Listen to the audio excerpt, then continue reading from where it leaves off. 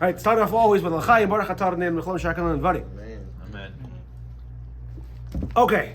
What's a good purpose of this beer? Okay. So let's review because it's been 2 weeks since we learned. So Alter Rebbe started off with the question. He said, how do we approach ourselves? Do we look at ourselves wicked? Do we look at ourselves righteous? Each one has an upside and a downside. Then we said there's different types of people. A tzaddik, a rasha, and a beinoni. Tzaddik is a righteous person. Rasha is a wicked person. Beinoni, intermediate person. So we said right away, Alter Rebbe dismissed. In last class we said a beinoni is not someone, an intermediate person, is not someone who has 50% righteous merits and 50% sins. Why? Because for a few reasons. First of all, he brought various sources that say when a person violates something, they're called a rasha. Now, a rasha, usually we say means wicked, but really, rasha means a violator. If you violate even the smallest law, you're a violator. That's now the extent of the law, what it takes to fix it. That's something else. A person violates, and even if it's rabbinical, and even if you only had a chance to stop someone else, you're called a rasha. And if you do teshuvah, if you repent, then you call it tzaddik. So what exactly is a beinoni? And then furthermore, he said we have a guy whose name was Rabbah, who was one of the greatest Jews of all time, who says in the Gemara that even the angel of death couldn't take a soul. He said, I'm a regular guy. Now, obviously, he's not a regular guy. So now we can start to understand, though, how he can make such a mistake as to say he's a regular guy. Now, so today's class, we're going to continue in the old print on page 40, in the new print on page 42. And Alter Rebbe is going to say, you need to get a book. Yeah, I'll get around to it. That's it. Alter Rebbe is going to ask a question. But he's trying to tell you a new definition of beinoni, but everyone says a beinoni is half-half. But hold on, I'm going to read in the Hebrew and translate. I'm not going to translate exactly because this it says, it's a well-known saying. The Rambam says it that a person who's half and half is called a beinoni, and the person who's mostly virtuous is called a tzaddik. Alter Rebbe is going to say that is the difference between a descriptive term and a borrowed term. So the perfect example, a modern day example, would be what we call a kosher animal. That is not a descriptive term. That is a borrowed term. In the Torah, there's nothing in the Torah called kosher animal. The Torah is a pure animal, and the Torah is an impure animal. A cow is not a kosher animal. A cow is a behema tahora, a pure animal. In order for it to be kosher, which means fit to eat, it has to be slaughtered and salted and everything else. But today, we call a pig a not kosher animal. Or, for example, another example, we say, that animal is a treif animal. That's wrong. A treif literally means mortally wounded. So if an animal is injured by a preying animal, or let's say it's sick, it's treif. But many times we'll say pig, treif. Treif doesn't apply to pig or horse. It only applies to animal that maybe you can eat. So the Alter Rebbe is saying, the fact that everyone says a person who's 50% righteous merits is a beinoni, that's a borrowed term. It's a shema mushal. The Indian, and it specifically has to do with schar ve'onesh. So, for example, in Rosh Hashanah, the Gemara in Rosh Hashanah says that every single person is judged. If a person, this is not only a person, also on a macro, on the world scale. So if a person has more than 50% merits, God says, all right, I'll give him another chance, and we'll give him another year. We'll see how he does. If a person has less, then he's in trouble. So it's the Indian schar ve'onesh in regard to award of punishment. Why? Because when God decides if we should punish him or we should give him reward, we look at how is he mostly.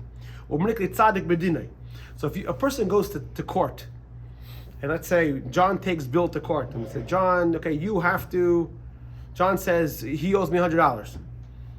And Bill says, I don't owe him anything. And then John is found that he doesn't have to pay him. We say, John, you're tzaddik b'dina. You were found right in judgment. Doesn't mean you're a good guy. It just means you don't have to pay.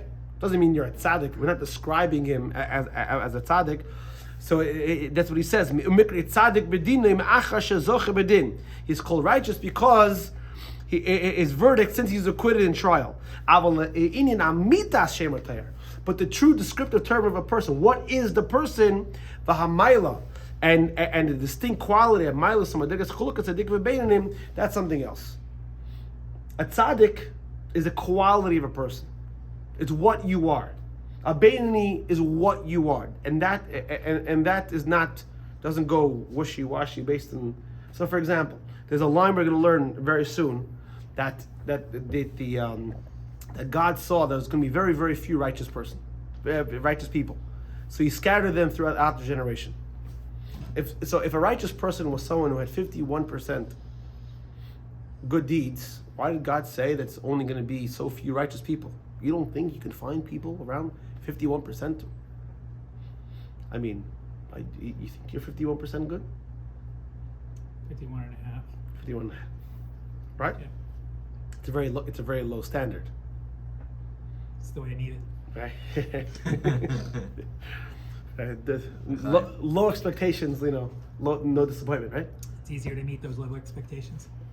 Exactly. So what Alter was saying, what I'm talking about over here is who you are as a person. A tzaddik, we're going to learn, is a descriptive term of the person. And we're going to learn later on, a tzaddik is a person that does not have the Yetzer Hara, does not have an evil inclination. And he's a freak of nature, to speak disrespectfully. Why? Because naturally a person has an inclination towards beer, donuts, fill in the blank. A tzaddik looks at the beer, doesn't make a difference what beer it is. You make saying, I can understand why. But a tzaddik looks at the beer and says, he has no inclination. His entire motivation is only to serve Hashem. That's what he says. Amr Rabbeinu Zal, a rabbi said, the rabbis of sages said, tzaddikim yetzer tov shoftim. The tzaddikim, they are judged and motivated by their good nature. Shenemar, as King David said, "V'libi chalal b'kirbi." King David testified about himself that his heart was hollow. Whereas a halal means hollow. Halal also means slain, like we have in Parshat Chukas. We're going to read in a few weeks. Halal is modern day Hebrew also. How do you say a corpse? Halal, right? Yeah. So in Parshas Chukas, where it talks about if a person touches a dead body, the word is halal. But also halal means empty, it's hollow. But why? Because you see, King David, she'ein lo yetzer hara, King David did not have an evil inclination, because he had slain it through fasting. That means King David was born with an evil inclination. Moshe was born with an evil inclination. There is no such thing as a person who is born without an evil inclination. Everyone's born with it. That's natural. To not have an evil inclination is not natural. In fact, in chapter 26, I think, later on, Alter Rebbe addresses somebody who has the unrealistic expectation of not having evil impulse. He says, you're not grounded in reality. You ever see that commercial? This lady goes to the I think it's the Bentley or something, or the Rolls Royce, with the car thing, and she's trying to open it up. You know what I'm talking about? It's a commercial a couple years ago. And she has this false, I forgot what the commercial is for. She goes to the Bentley, and she goes to her husband, how come it's not opening up? It's like, because we don't drive a Bentley, we drive a station wagon, you know what I'm saying? It's like, I forgot what it is, like total, because she saved money, these things, I forgot what the commercial is for. So so it's not to be expected that not to have evil impulse. So a tzaddik doesn't have evil impulse. Page 42 in my book. Just a question, if yeah, you of course. mind. Yeah, of course. Yeah, I'm going to talk until you interrupt me. Can someone become a tzaddik? No. Not. Okay. You can't. We're going to learn this later. You can't become a tzaddik. You can be gifted the level of tzaddik. And that can happen after you were born? Well, it can only happen after you're born. No one is born a tzaddik. That's what I'm. Yeah, so everyone is born with an evil inclination. If at some point you do A, B, and C, and God decides to, you're born with the Yetzer Hara, God can remove it.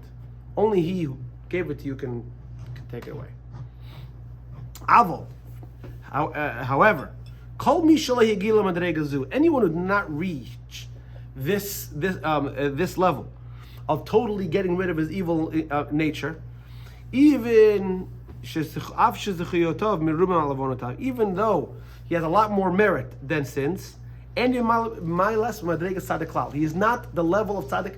The Alter Rebbe says over here, klal at all. You can be perfectly observant, you're not righteous. Because righteous doesn't mean what you do. Righteous is who you are. So if, let's say, I always make the right decision, does that mean I've lost my capacity to make the wrong decision? No. Or I lost my desire? Does a tzaddik not have inclination? Is a tzaddik perfect in thought, not just in action? Benoni is perfect in thought too. There's a difference between thought and impulse. That's what the Alter Rebbe is going to say. Thought, okay, actually, I misspoke. Alter Rebbe is going to make a difference, a delineation between thought and thinking. A thought is something that pops into your mind. Impulse. No. Thinking is an action. Preparation. Yeah, thinking is you're planning. No, thinking means you're dwelling on it.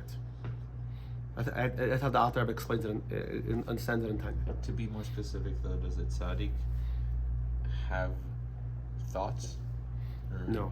No. No, because those thoughts, which I think you're referring to, Anything that you would define as something that is there something unique to a tzaddik where even because I understand the world of actions, and that sort of defines humanity that would try to aspire to be in accordance with the Torah, but is there a world of thought that's considered a sin that a tzaddik also doesn't have to deal with? Thinking immoral things is a sin.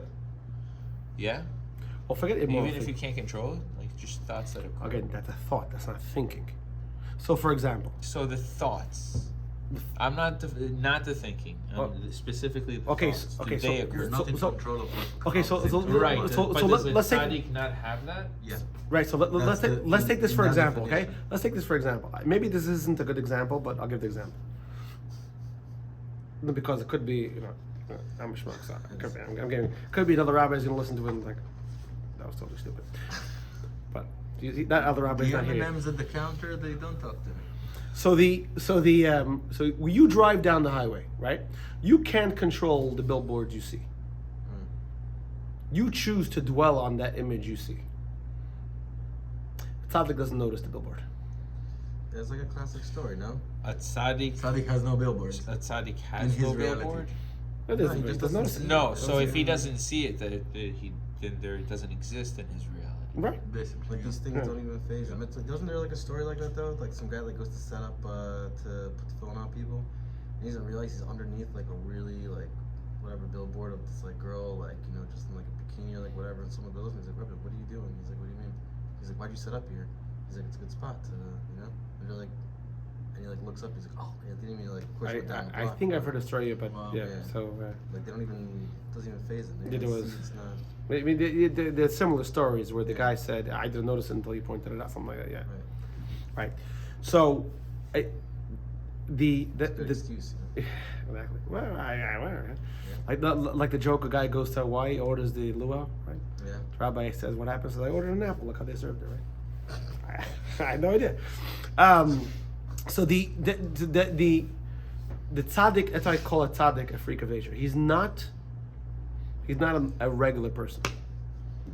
A tzaddik is only, his impulses are only for the Torah. He doesn't contend with laziness and distractions.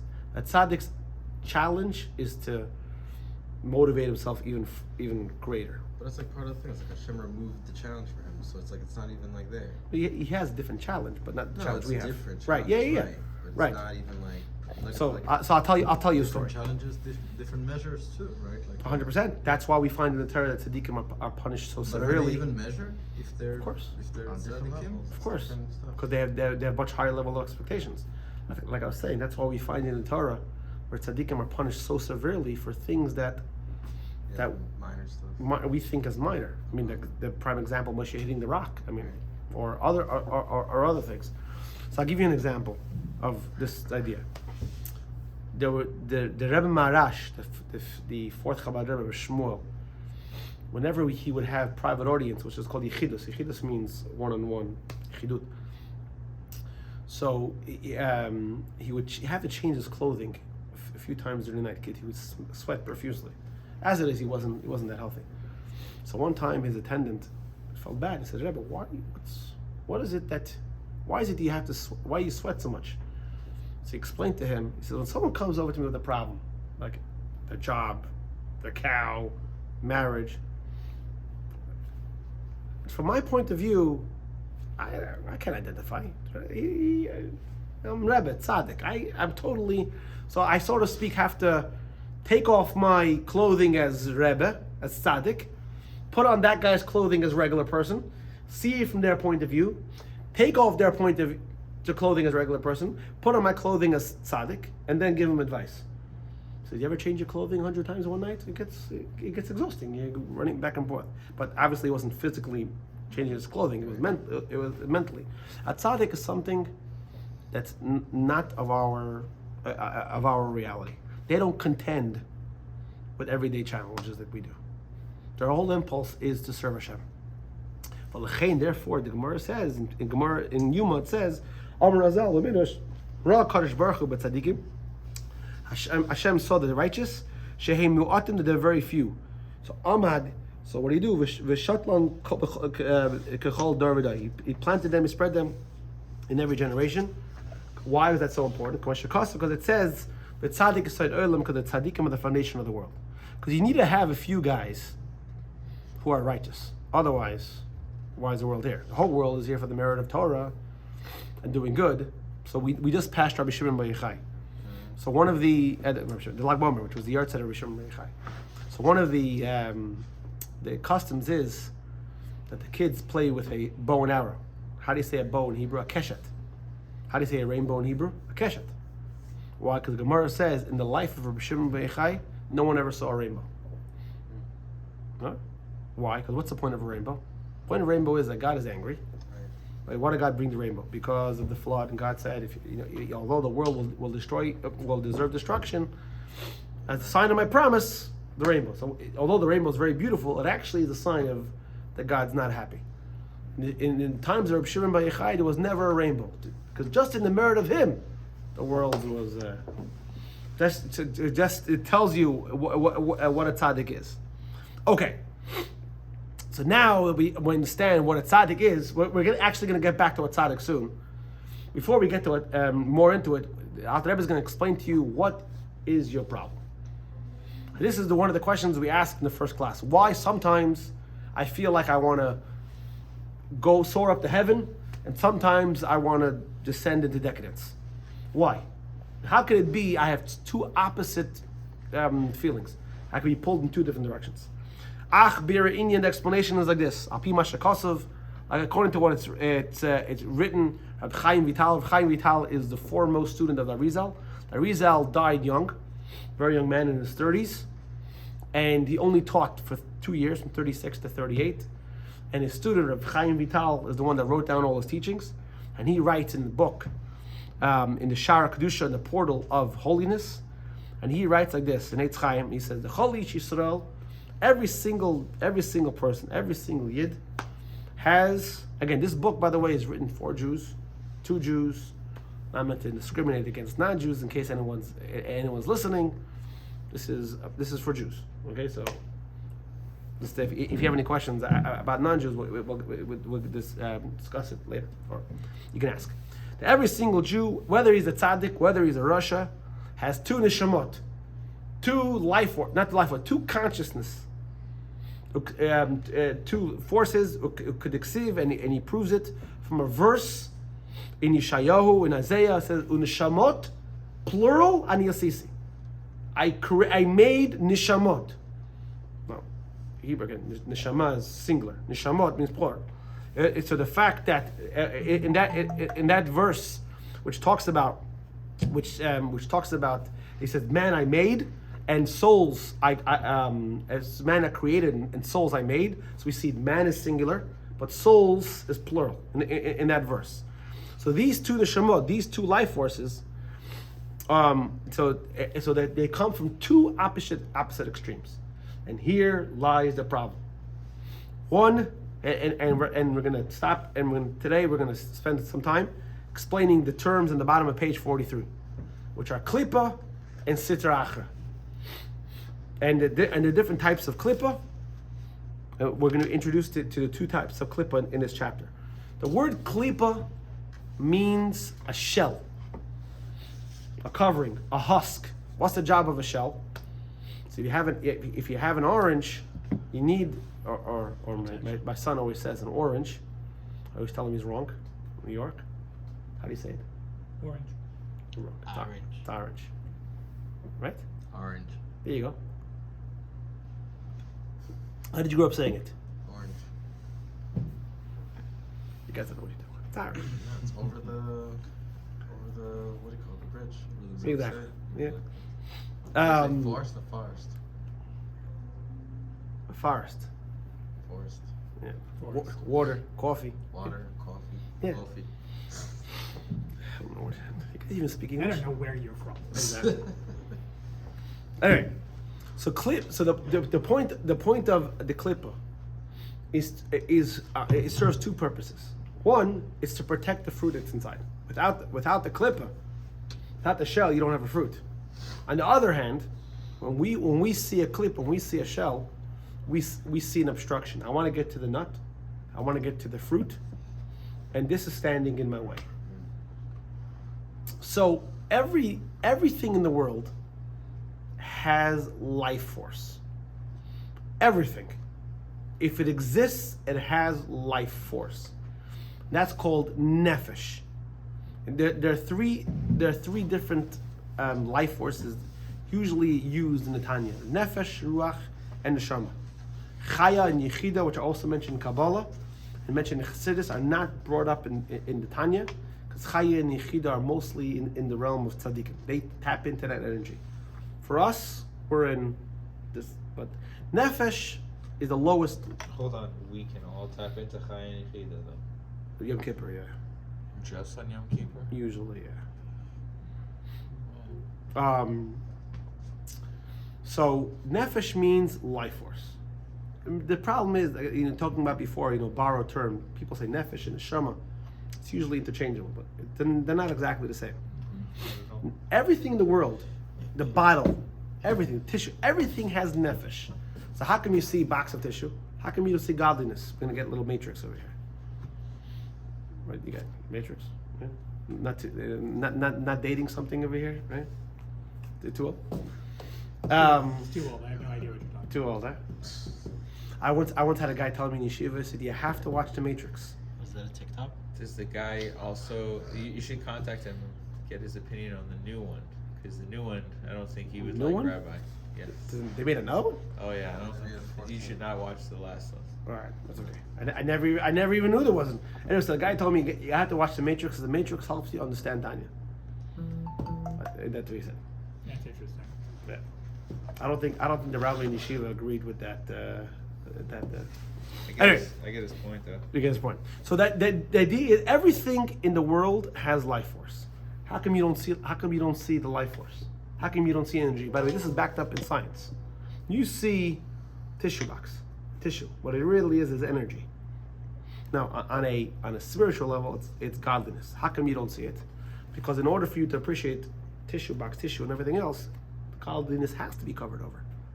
So there's a double-edged sword here. On one hand, in order to experience it, there has to be a cover. On the other hand, you can't experience it because of the cover. So the cover is both good, both purposeful and bad because it's an obstruction. So one soul, which we're going to learn, animates the body. The fact that your body works. Forget about the impulse part of it. The fact that your body works, right? Heart, brain, everything works. That soul is a force of God. This is the mammal part of you, right? This is just the regular natural part of you. But now, you say soul, that's nefesh. Nefesh, yeah, nefesh, nefesh, yeah, life force, right? And that's called klippa. Okay, the fact that you don't see godliness is klippa. Now, in Hasidus, klippa is usually used in a negative connotation. Why?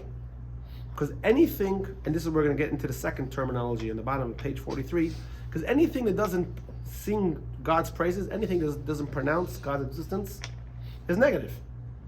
Because God is the only reality. Who, we say in Aleinu, Ein Od Mevade. There's nothing else aside from Him. So in one of the challenges that the Alter Rebbe lays down in Tanya is that there is no gray area, and this is what makes learning Tanya a challenge to implement in our daily life. Because usually we have things that we know things are bad, hurting people, bad, right?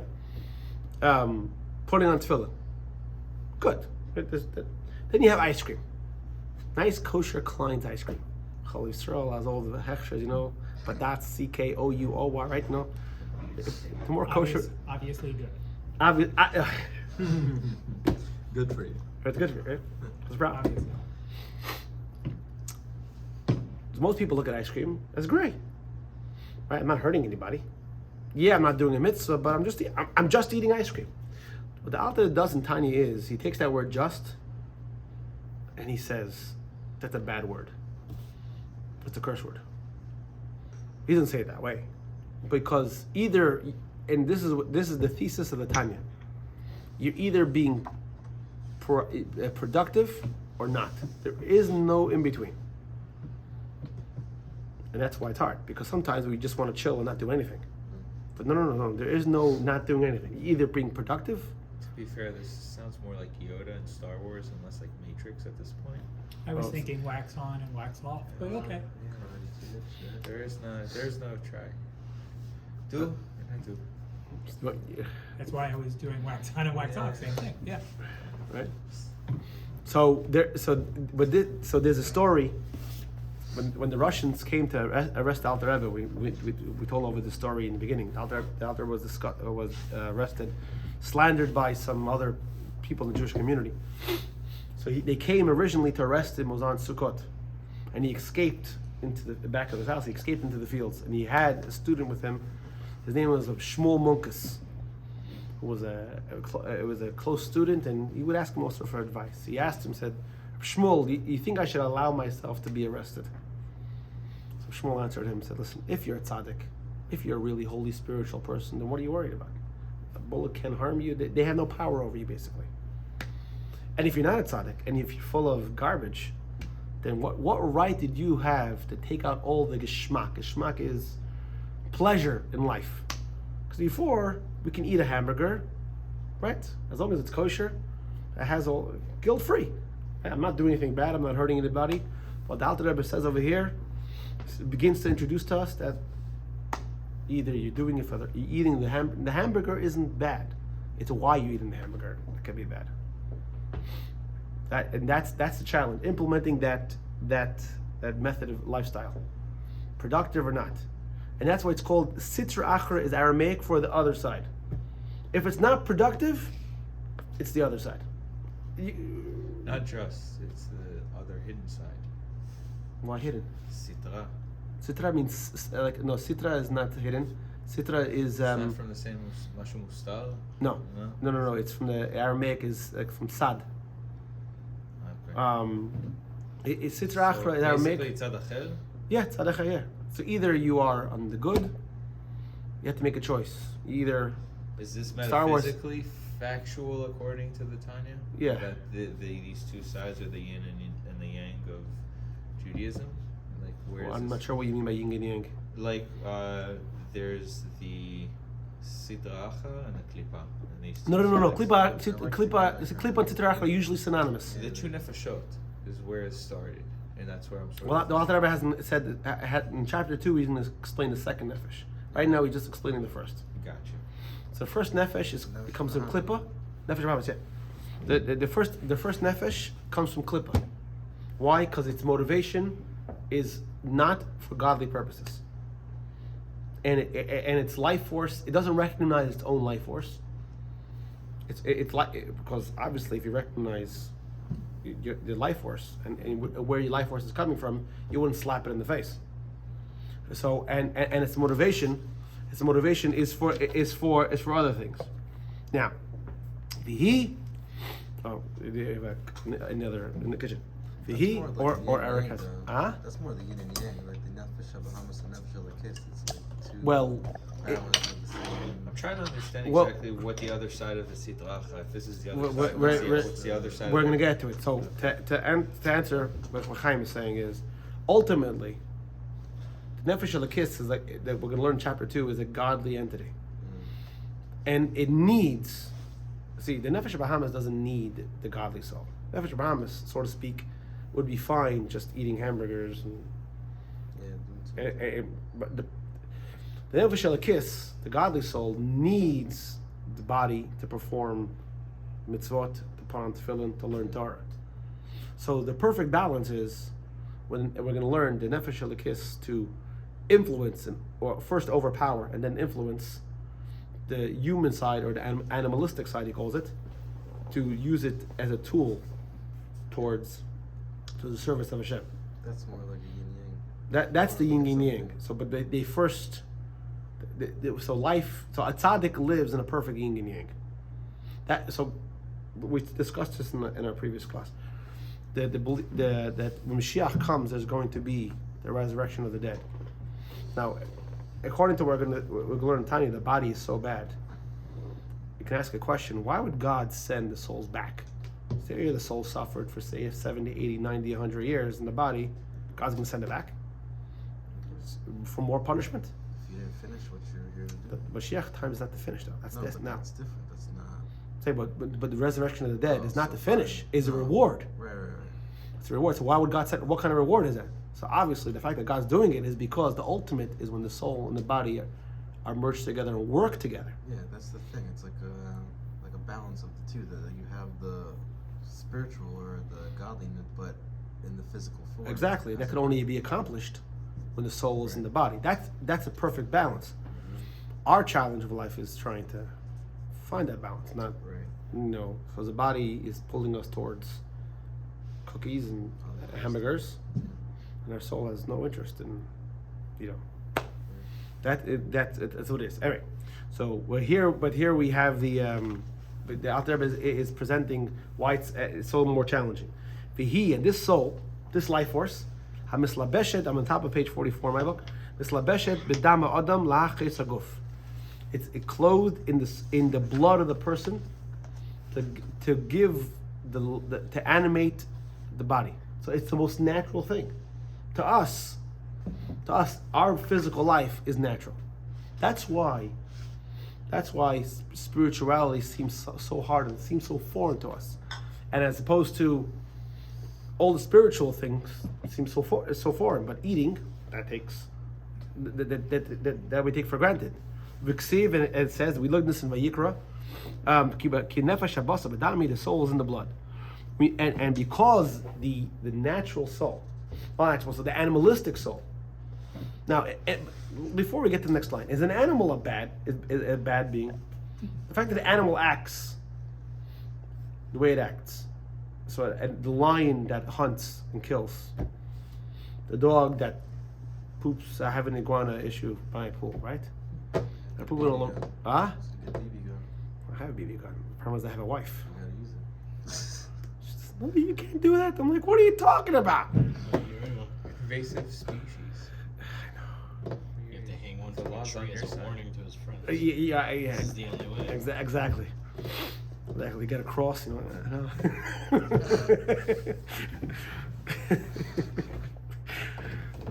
Too much. Okay, maybe we should edit this from the class.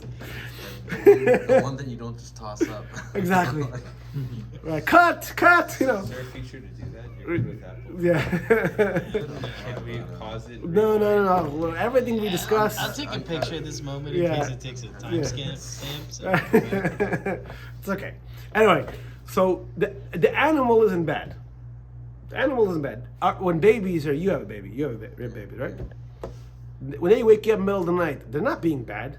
I mean, you get frustrated. They're not being bad. They're being babies, right? The fact that they poop everywhere and everything else, that's It's not that being bad. They're being babies. You have to train them. If you don't train the babies, and we all know obnoxious kids, what happens? We blame the parents. Why? Because you didn't train them.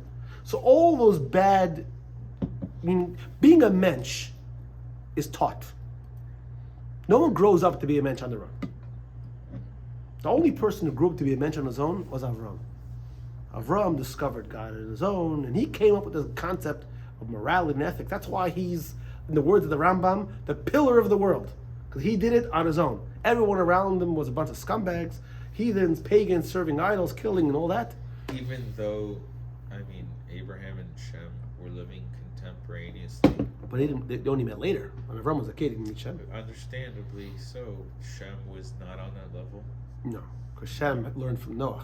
Avram did it on his own. But the school of Shem was like in that area of. Yeah, it was that. Avram does meet Shem. I mean, that's some people He say. also sends Jacob there. Well, Jacob, Shem, I think, was already died. No. The school of Shem Ve'Aver. I know. Yeah. It talks about what exactly that means. No, I'm wondering, like, No. is Abraham like distinguished as the only one to have heard Yeah. on his own? Yeah. At first, he's one of the first. No, he's the only one to There was- discover God on his in own. it, like, First. Oh. Like Oh, in on his terms own? of like he never encountered anyone that ever presented him the No. education. No, he did it on his own. So what about Noah? Noah not on his own? No, Noah was taught had Mr. Shalach, Noach. Noah No, Noah sorry. had yeah. Okay, well, let's not get into either. Let's not say it on. Yeah, we're not gonna. We already put enough. We Dropping enough stuff? Yeah, no, we're not putting in enough stuff. We already put enough Christian dogma in the class. Okay, just Tanya, please. Anyway, so the idea is Yeah, but that's amazing. it is most people if you don't train them, not mostly everybody, if you don't train them, the bad character is going to come out. So your natural self has bad characters. That's what it is. It doesn't mean it's not capable of good, but it also has capable of bad. So we say, and from it come the evil characteristic deriving from the four elements. So according to Kabbalah, the world has four basic elements: earth, fire, wind, and water. Now each one of these, so we're made up of those four elements, and also our character is made up of those four elements. So for example, the Hainu, kas, anger, gaiva, arrogance, pride. You say the Aish comes from the element of fire, comes from so look at me, I'm so big, or you get hot under the collar. And and pleasure comes from water, right? We all like to go to the beach and sit by the beach. Jackie Mason, the great joke, you can swim in the ocean for free, but to look at the ocean, $10 million, right? From the that's water. Everything that's good has water, right? Cheesecake, it's water, right? Everything, Danishes, everything that's good has water, right? Because water brings forth all kinds of pleasurable things. But 45, and scoffing and frivolity, and boasting about the heat. I added those. But and idle talk. Say the ruach is from the element of air, just hot air. And laziness and melancholy and depression come from the element of earth. A person's lazy. Now, it doesn't mean only bad things, also good things. You can also do good things naturally. A person could be a natural good thing, a good person. The God midas table. Let's finish the chapter today. The God midas table shebeteva kol yisrael b'tgeisam, and also the natural good traits that every Jew has also comes from there. So, for example, rachmanis, gemilas chasadim, being merciful, kind, compassionate. I mean, by the way, this you should know is brought down in Jewish law, that if a person is not compassionate or kind, you can. Maimonides says you can question his Jewish heritage. You know, we have a story. Is not passionate. Compassionate. That we have a story in the book of Samuel 2. We're going to get to it, where the Gibeonites didn't want to forgive King Shaul, and King David asked once, twice, I think it was 3 times, and he said, "All right, that's it. You guys, no more Jews. You're out, because you don't have that quality. You're done." And King David says, you're out. You're out. So that means, So a man with no compassion is considered a non-Jew. I didn't No, say consider no, not it's, Jews, that you can consider. question, you can It's question, You can question. Rahman. you can question his, Rahman. Yes. It's you one of the can- traits. you can of the question, Jewish soul. you can question his Jewish heritage. You can look into it. What are the three? Rahman, Said- Bashan, And Gemilas Chasadim. and what's the third? Gemilat Chasadim, kind, and giving, Give me that. Bashan, Rahman, modest, compassionate, and giving. and giving. Yeah, all natural. What's the giving in Hebrew? Say it again. Gemilat Chasadim. Gemilat Chasadim. So by the way, Milat. Gemilat, Gemilat. Milat. The Gomer, like we say when we cross an ocean, Gomer Lachayim Gomer. I thought you say Gemilut Chasadim. That's the verb. Yeah, yeah. So every single person has it, and we're going to get into a topic now that maybe we should stop now and explain next time, because we're going to get into a very, very heavy topic over here. It's gonna be a good To be cliffhanger. continued. It's gonna be a good cliffhanger. A good clipper. So the difference between the difference between the natural Jew and natural Gentile, because we haven't gotten into the Jewish part yet. The Alter Rebbe is saying here at the end of chapter 1. We'll stop here and we'll pick it up again next week because it's a heavy topic and I don't want to rush over it. That the difference between Jew and Gentile is not only in the additional Jewish soul, because we have to have an additional Jewish soul. Because if we're the same as everyone else, how can we have 613 commandments? It's not fair. God had to give us something different in order to have different commandments. We'll get to that at a different time also. But now what the Alter Rebbe is saying here is that even our natural selves are different. A natural. Why? Why does a Jew have commandments and a Gentile doesn't? Because the Jewish person, his makeup is different. And here we introduce to the different types of klippa. Rosh Adam. Huh? We come from Rosh Adam. Rosh Adam. The nefashot come from Rosh Adam. Wait, you're getting into Adam Kadmon. What's that? Yeah, Adam Kadmon. Like that's where. Yeah. Okay. Yeah. Am I on to something? Like what you're talking about when you're saying like. No, I'm referencing something else. I know you're talking about. We're going to get into chapter 2, Adam al and that's why. One second. So that why? There are two. I started saying there are two different types of klippa. Klippa means a shell, a husk. Remember what we said earlier, that the job of klippa is to cover and conceal godliness. So there's one type of klippa where the godliness is covered and can never be extracted. So if I told you there's some kind of natural resource over here, but you can't extract it, would you dig for it? No, it would be a waste of time. If I told you go over there, and then the natural resource can be extracted, then you would go to that place. So why are we allowed, to give an example, you're not going to enjoy. Why are we allowed to eat cow and can't eat pig? And don't give me reasons because a pig is a dirty animal. Cows are outside all the time, and they're in the mud. They're just as dirty. And if a person raises the pig in their house and bathes them and everything else, you still can't eat them. So maybe Nachmanides gives reasons, but basically, Kabbalah explains is because, like we said before, everything has godliness inside of it. And our job is to utilize that godliness. That's a Jew's job. A Jew's job is to utilize the godliness embedded in the world. What if God tells you this godliness cannot be extracted, cannot be utilized? And our job is, we said before, is to live productive life. So if you're doing something and you can't get any results, then it's not productive. So if there's godliness in a pig, and there is, it's here, it exists, but you can't utilize that godliness, then what's the point?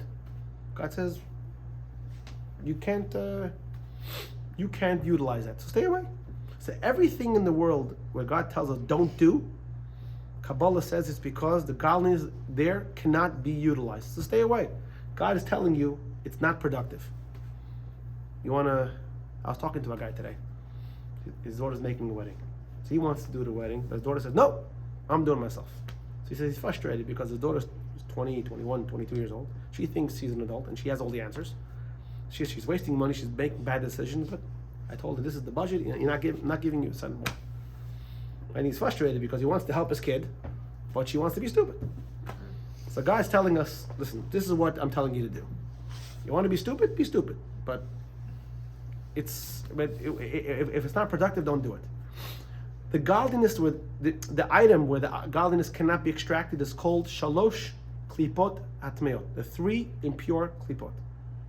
Why 3? There's a reference we're going to get to. Is it in this parak? No. It's from a prophecy in Yecheskel where he sees whatever. We're not going to get to why 3. That Please do. Just quickly, what does it say? The only thing that I love about Tanya is that everything's connecting. Like right. So in prophecy of Yecheskel, he talks about the different separations, and he sees darkness, cheshech, anon, darkness, dark cloud, and I can't remember. It's in Meister Merkava. I can't remember off the top of my head. We're going to get to it very. It's 3 specific things. Yeah, 3 specific things for obstruction for godliness. Yeah, and then then there's another type of klippa, and that's called klipat noga. Noga, that's not Hebrew. That's Aramaic, right? Noga, that's naga to touch. It's Aramaic. Noga, I touched this. Took a picture. Yeah. Noga means in Aramaic to shine. It's called the translucent klippa, which means the godliness that's inside can shine out. So why are we allowed to eat, let's say, cow, right? Obviously, everything God created, you're allowed to eat, right? But, right? Or so why? Because God's saying the godliness that's in there can be extracted based if you do A, B, and C, right? So that's what it means. So the Jewish soul his soul comes from a different realm, klippus noga, from godliness that can be extracted. Therefore, he's given the job to extract the godliness in the world. That's why the Gentiles are not given the Torah, because they have a different type of soul. Does that make sense at all? Not a bit. Trying to connect things. Did we have a different type of soul, and therefore we got the Torah, or we got the Torah in our soul sort of? So you're raising up a very, very interesting point. When we say, when we get in the Aliyah, Shabarcha Abanu Mikalamim, that God chose us. We chose God. We said. Hold on a second. But God, wait, but the bracha is that God chose us. That's true. But God chose us. Now the choice, in order for a choice to be a real choice, it has to be free choice.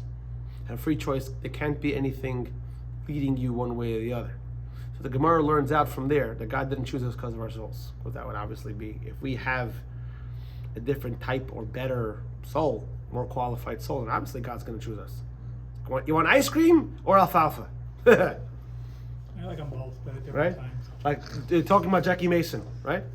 Say, no one has to give you lessons why potato chips are good. They're good. Bean sprouts, healthy, right? Good on top of his health. Exactly, right? So okay, we're gonna get into this because the end of chapter 2, the end of chapter 1 is pretty What heavy. does it say though? That what? Finish your thought about the soul. No, that the Gentile soul comes from a realm where godliness cannot be. No. Elevated. But The Jewish soul, was God didn't choose us because of our God chose sins, us for our bodies. for our bodies. That's it. We're good looking. Yep. What was it about our bodies? No. That's it. That's exactly what choice is. If there's a discernible difference, if there's an obvious advantage, then it's not a choice. What's our advantage? Exactly. Survival. So God didn't choose us because of the Torah. God chose us and then gave us the Torah.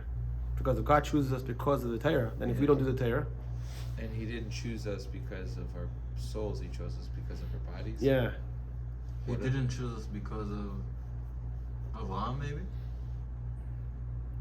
And the group he was connected to? No, but see, He went to a couple of different peoples. Right, the Midrash with says, the right. Torah. Right. So that has nothing to do with Abraham. Right, it says that Hashem offered all the nations of the world. Each one had a reason. We were But the ones that comes to, said- by the way, the connection that a Jew has to Hashem. A Jew's connection to Hashem, and it works all the way back the other way as well, is not because of. It is. So, then for example, we had some Christian stuff. So their argument is that because the Jewish people rejected the Torah, so God rejected the Jewish people. But that's not, and actually it ties into Shavuot is next week. Shavuot is the covenant. The point of the covenant is it's not based on what you do. If I trusted you, then I wouldn't need a covenant. The point of the covenant is the connection the Jewish people have to God and that God has to the Jewish people goes beyond what we do. It goes to who we are. So even if a Jew is not necessarily observant, religious, a good Jew, a good boy, whatever it is, ate on Yom Kippur, did this on Shabbos, whatever it is, doesn't make a difference. You're still connected. It's like a child. Yeah, It's exactly. a child no matter what. Doesn't matter what they do. Exactly. Like you saw that talk by Shais Taub? He puts in great words. He said there's what who your child is and what he does. Right. Your kid brings home an 80, it doesn't affect that he's your child. He's still your child. Right. And to love your child less because they got a 60 or an 80 doesn't make any sense. Then you're not a healthy parent. Oh, I think that's spooky. Ooh. Video just got good. No, keep going. After This is like after dark. dark, Oh right? my this is way better. Okay, Yeah, this is Torah after dark. Tanya Mood after dark. lighting. All right, so after dark. Tanya after dark, yeah. We need a jingle. All right, so my God, So yes. next week we're gonna get into the quality of the Jewish soul and what happens when a Gentile does something good, that really good, and then I'm gonna get into the Jewish soul. Like beyond the 7 mitzvahs of Noah.